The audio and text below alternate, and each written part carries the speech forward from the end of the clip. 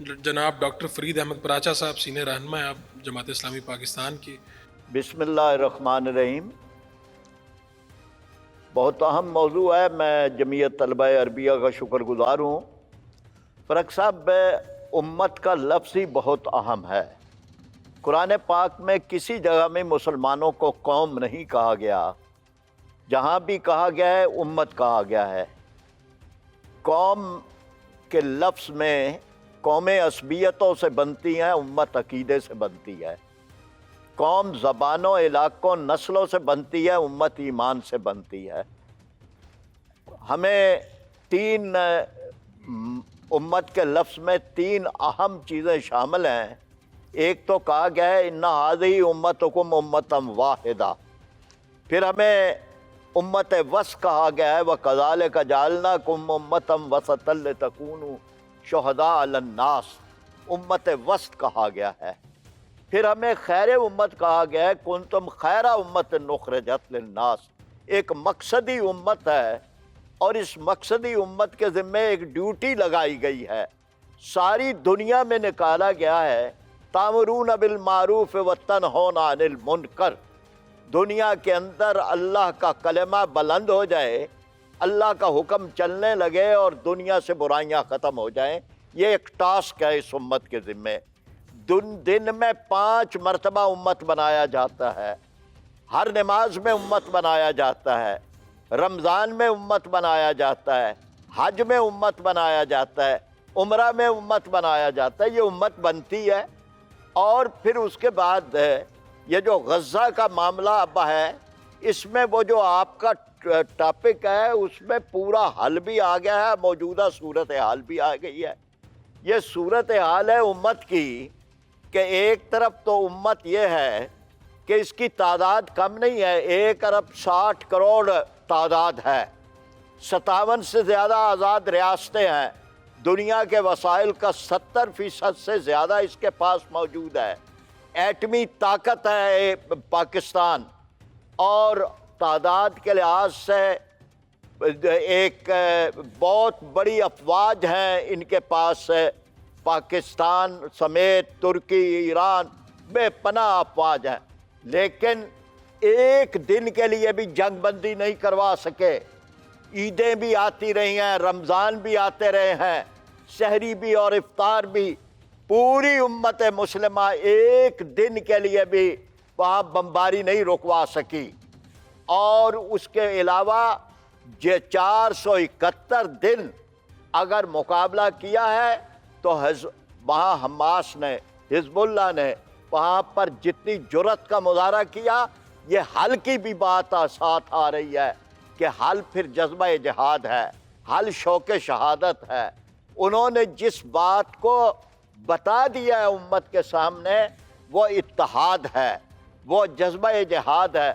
یہ نہیں ہے میرے سپاہ ناسزا لشکریاں سے شکست سب، آب و تیر نیم کش جس کا نہ ہو کوئی ہدف، اور مسلمان ہی راکھ کا ایک ڈھیر ہے۔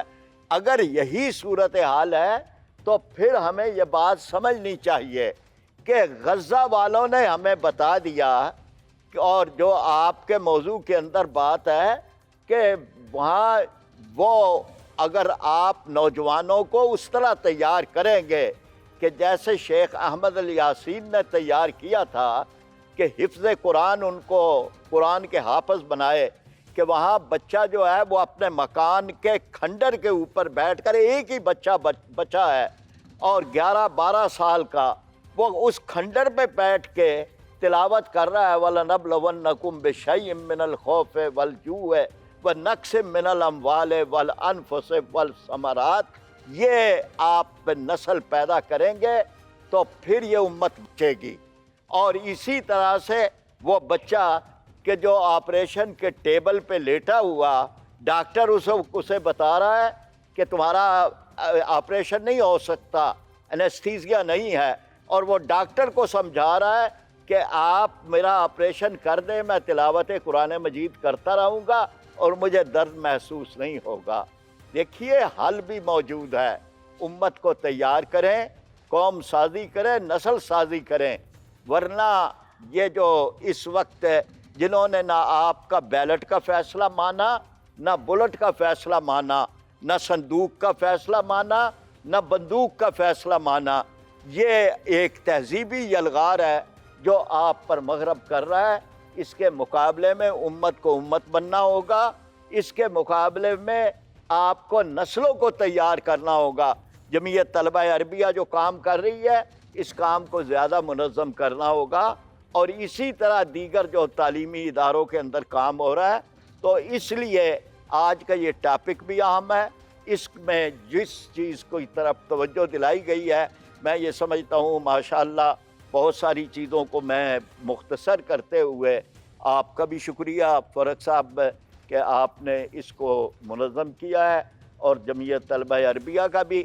اور میں سمجھتا ہوں کہ آج کے اس موضوع کو ایک لحاظ سے نتیجہ خیز ہونا چاہیے کہ امت کو امت بننا ہے اور امت کو اپنی اس منزل کی طرف چلنا ہے۔ شکریہ۔ بہت شکریہ ڈاکٹر فرید احمد پراچا صاحب، بڑی آپ نے اہم توجہ دلائی کہ اتنی طاقت ہونے کے باوجود، اتنی قوت ہونے کے باوجود، اتنی آبادی ہونے کے باوجود کیا وجہ ہے کہ پوری دنیا نے ٹرمپ سے امیدیں لگائیں کہ وہ جب آئیں گے تو جنگ بندی کی طرف جائیں گے ہم، اور پھر ایسا ہی ہوا۔ میں جناب علامہ سید جواد نقوی صاحب کو دعوت دوں گا کہ وحدت امت پہ آپ کے خیالات کیا ہیں، کس طرح سے ہم اکٹھے ہو سکتے ہیں، کیا کوئی آپ کو عملی جو اقدامات کیا ہو سکتے ہیں ہمارے، اس کی طرف ذرا ہمیں توجہ دلائیے۔ السلام علیکم ورحمۃ اللہ وبرکاتہ۔ بسم اللہ الرحمن الرحیم۔ جمعیت طلبہ عربیہ کا یہ اقدام قابل تحسین ہے کہ انہوں نے اس موضوع کو اپنے سالانہ کنونشن کے اندر وحدت امت کو ترجیح دے کر، اہمیت دے کر، اور اس پروگرام کے لیے منتخب کیا ہے۔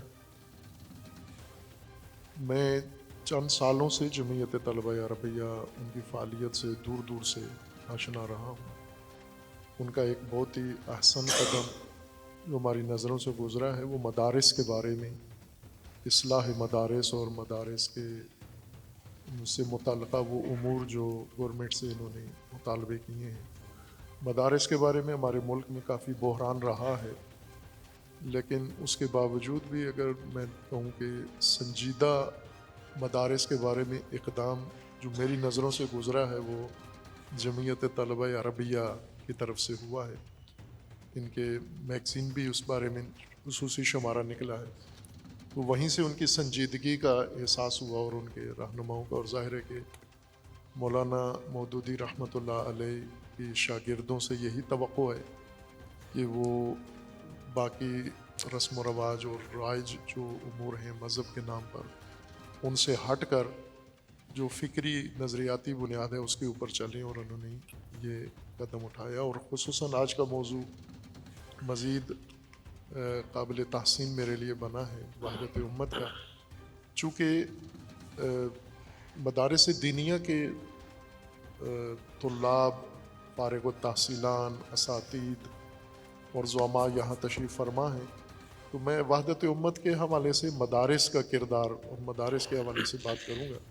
ویسے تو یہ موضوع وسیع ہے جس کے متعلق بزرگوں نے اشارہ کیا ہے، لیکن بنیادی کردار مدارس دینیہ کا اگر ہم دیکھیں تو میں کہوں گا کہ متاسفانہ پاکستان میں تفرقہ میں، فرقہ واریت میں مدارس کا بہت بڑا کردار رہا ہے کہ مدارس کے اندر جو نصاب پڑھایا جاتا ہے وہ فرقہ کی بنیاد پر ہوتا ہے، اور فرقے کی بنیاد پر میں اس لیے کہہ رہا ہوں کہ میں خود مدرسے کا ہی، پاکستان کے مدرسے کا فارغ التحصیل ہوں، اس پورے پروسیس کو سمجھتا ہوں اور ابھی مدارس ہی چلا رہا ہوں۔